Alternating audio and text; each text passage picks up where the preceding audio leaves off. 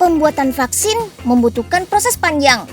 Para peneliti mengorbankan tenaga dan waktu sampai menemukan vaksin untuk menangkal penyakit COVID-19.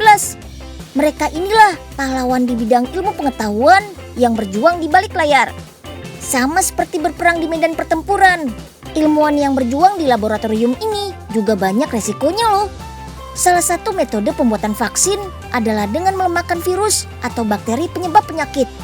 Cara kerjanya, vaksin dan virus yang dilemahkan disuntikkan ke dalam tubuh manusia sehingga terbentuk antibodi untuk membasmi virus.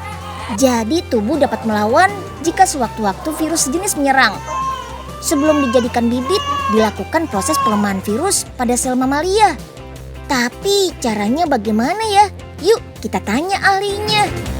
Jadi gini, kita persiapkan dahulu dengan menumbuhkan di dalam sel chicken embryo fibroblast atau ayam, yang kemudian dengan perlakuan tersebut akan kehilangan sifat ganasnya, sehingga si seed ini selanjutnya bisa kita jadikan seed atau bibit untuk produksi vaksin.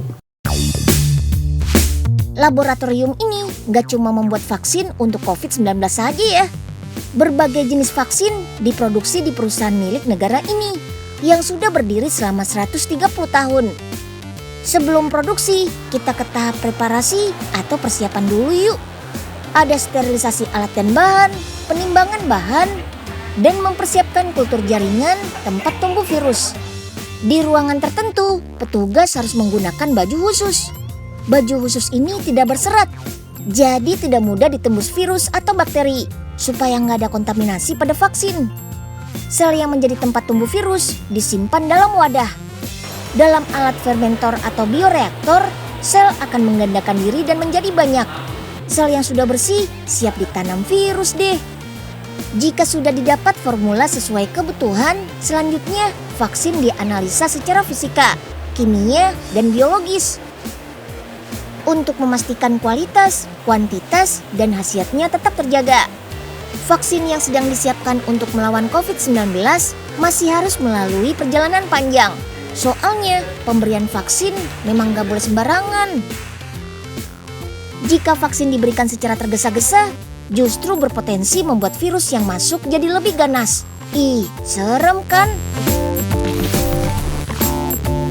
Tadi kan sahabat Unyil udah lihat beberapa proses pembuatan dari vaksin.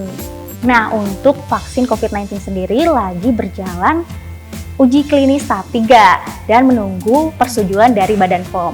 Tentunya kita harus bersabar ya sahabat Unyil dan juga tetap mematuhi protokol kesehatan.